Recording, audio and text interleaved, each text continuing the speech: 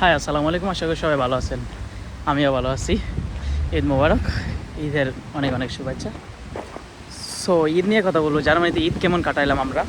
So ঈদের দিন তো ভিডিও করতে পারি নাই, আজকেই করতেছি ভিডিওটা। আর গত 2 সপ্তাহ ধরে জার্মানিতে একটা সুন্দর ওয়েদার গেছে। আবার এক সপ্তাহ পুরা সপ্তাহে বৃষ্টি থাকবো আমি দেখতেছি। আজকের আবহাওয়াটা একটু অন্যরকম, মানে ঠান্ডাও না গরমও না। আর বাতাসের শব্দ তো শুনতেই পারতেছেন কীরকম বাতাস আছে। সো ঈদ, আমরা কি জার্মানিতে কোরবানি দিতে পারি? জার্মানিতে কোরবানি দেওয়াটা কি লিগেলের মধ্যে আছে? এইসব তথ্যে আমি জানার চেষ্টা করব। আসলে এসব সম্পর্কে আমার ধারণা কম আছে। যেতটুকু ধারণা আছে ততটুকু আমি বলতে পারি। হ্যাঁ, জার্মানিতে আপনি কোরবানি দিতে পারবেন, কিন্তু কিন্তু কিন্তু নির্ধারিত স্থান আছে যেখানে আপনি কোরবানি দেওয়ার স্থান আছে, যেখানে আপনাকে কোরবানি দেওয়ার নিয়ম আছে। এখন বলতে দিতেছে যে কুরবানি যে দিব জার্মানিতে, ওই গরু কোথায় পাওয়া যাব বা ছাগল কোথায় পাওয়া যাব বা এসব কোথায় পাওয়া যাব। সো এইসব কোথায় পাইবেন বা এর ডিটেলস কোথায়, আপনাকে কোন জায়গায় যাইতে হবে, সেই সবও আমি বলে দেব। দেখুন, আপনার শহরের আশেপাশে অনেকগুলো গ্রাম আছে। শহরের আশেপাশে গ্রাম, ওইসব গ্রামে যাবেন। গ্রামে গিয়ে তথ্য নেবেন। নেওয়ার পরে দেখবেন অনেকের গরু ফার্ম আছে, অনেকের ছাগলের ফার্ম আছে, এসবের ফার্ম আছে। সো এই গরু ছাগলগুলি প্রতি বছরই বিক্রি করা হয় কুরবানির সময়। তারাই আপনাকে জবাই করব, তারাই মাংস কাটটা মাংস বানাই দিয়ে দিব, মানে সব কিছু করে দিব। কিন্তু কিন্তু কিন্তু আপনি এটাকে আপনার বাসায় আয়না জব করতে পারবেন না। ওই জায়গায় ওই গ্রামেই করতে হইব। ওই জায়গায় একটা নির্ধারিত স্থান আছে, ওই জায়গায় ওরাই করে দিব। কিন্তু কিন্তু আপনার গরু থেকে যত উজুরি, মানে কী বলে এইসবগুলা, মাথা উজুরি এইসব ওরা লেখা দেয়, কলিজা টলিজা এরা লেখা দেয়।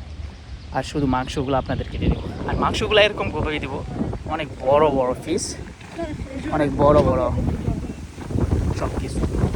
সো এখন তো বুঝতে পারছেন জার্মানিতে কোরবানি দেওয়াটা কতটা হার্ড হতে পারে।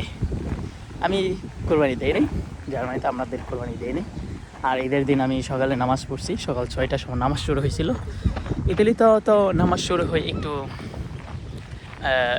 লেট কইরা, কিন্তু জার্মানিতে নামাজ শুরু হয় সকাল 8টার সময়, মানে সকাল 6টার সময়, একবার সকাল 6টায় নামাজ।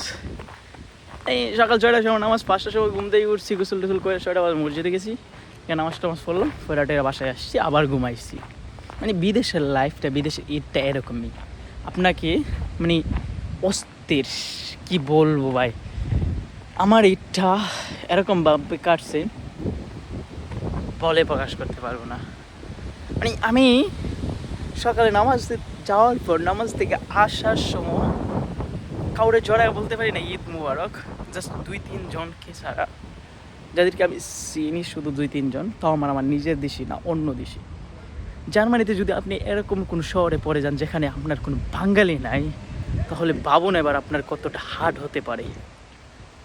আমি এরকম একটা শহরেতেই, যেখানে কোনো বাঙালি নাই, আমি ঈদের নামাজ পড়ে ঈদ মুবারক বলার জন্য অন্য দেশের 2-3 জনকে বললাম, যাদেরকে আমি কমই চিনি। একবারে দেখা হলে, রাস্তাঘাটে দেখা হলে হেলো হেলো শুধু বলা হয়, এছাড়া আর কোনো কিছুই বলা হয় না। তাদের সাথে আমি ঈদ কাটাইলাম, ঈদের নামাজ পড়লাম, কথা বললাম, সব কিছু করলাম। করার পর সবাই, ওরা আমারে বলছে ঈদ মুবারক, ওরা আমার ইনভাইট করছে, চল যাই, বাসায় যাই। কিন্তু ঈদের দিন আমাকে আরেকটা শহরে যাইতে হয়েছে। আমি ঈদের দিনের জন্য ছুটি নিয়েছিলাম। সো এখন বলতে পারেন ঈদের দিনের জন্য কি ছুটি দেওয়া হয় জার্মানিতে? হ্যাঁ, জার্মানি স্কুলগুলোতে বা ইউনিভার্সিটিতে আপনি ঈদের দিনের ছুটি পাবেন 3 দিনের, যদি আপনি আবেদন করেন। এটার জন্য একটা আবেদন আছে।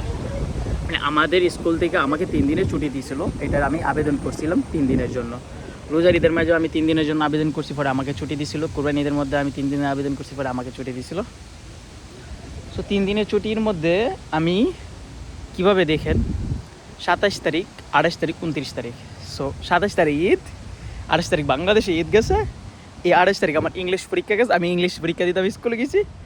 আবার আমি 29 তারিখে আবার আমি 29 তারিখে বাসায় সময় কাটাইছি। আজকে হলো 30 তারিখ, আজকে 30 তারিখ, হ্যাঁ।